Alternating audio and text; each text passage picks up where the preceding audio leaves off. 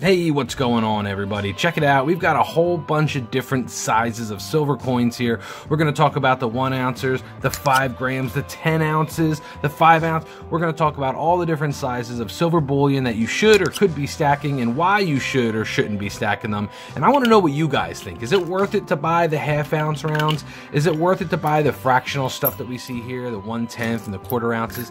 Is it worth it? Put your comments down below, and we're going to jump into this right now. Come on, guys, let's go.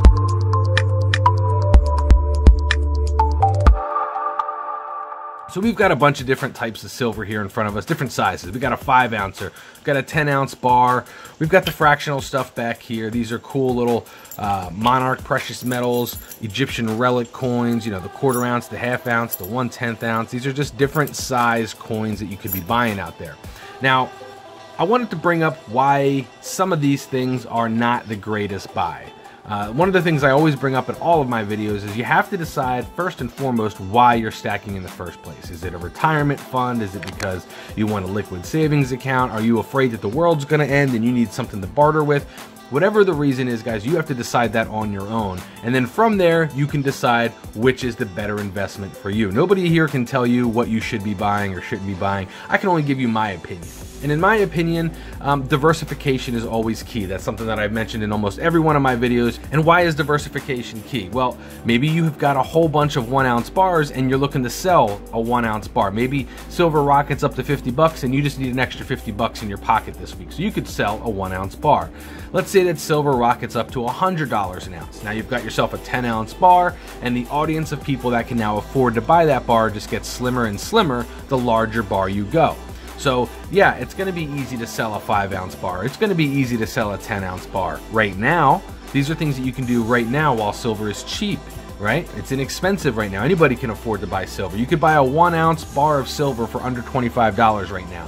The majority of people, no matter where you're at in the world, if you're in a developed country, you should be able to afford a 1 ounce bar, whether you're buying one a day, one a week, one a month, whatever it is. This is something that most people can afford to buy.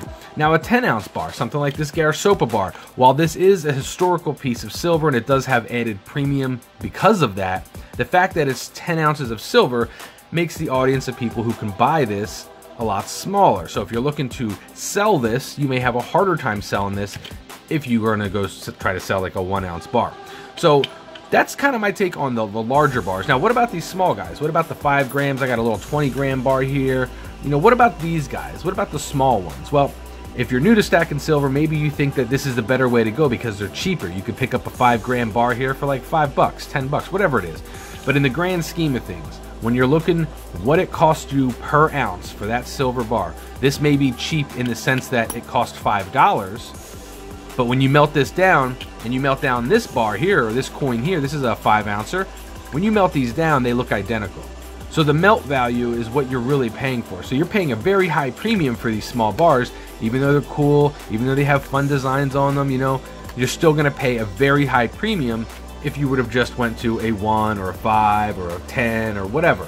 You know, the larger you go, the lower the premium. That's the general consensus. The larger you go, the smaller the premium. That's typically how it goes. So if you're buying a monster box of coins, you're gonna get a whole slew of 1 ounce coins a lot cheaper in a monster box than if you were to buy 1 ounce coins individually. So why is all that important? Well, if you're buying silver on a weekly basis, you know, paycheck to paycheck, like most Americans are, chances are you're not buying 10 ounces of silver in a pop.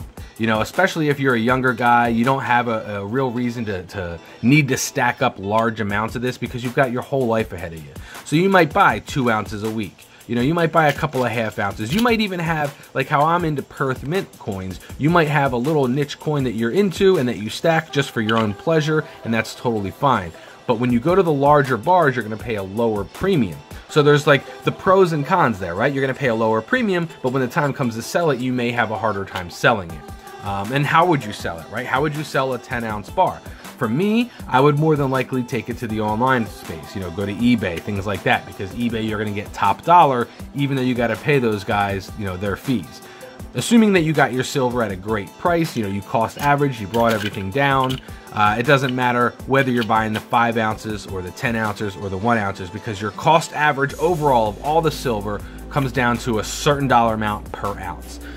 For me, my overall cost average for silver is right around $15. That's all of my silver combined, cost averaged all over the years that I've been buying it. It's somewhere around $15 to $17 an ounce. I don't know exactly because I don't have my paperwork in front of me for it, but you guys should be able to do that math. You know, say you buy 10 ounces of silver and silver sitting at $16.66, right?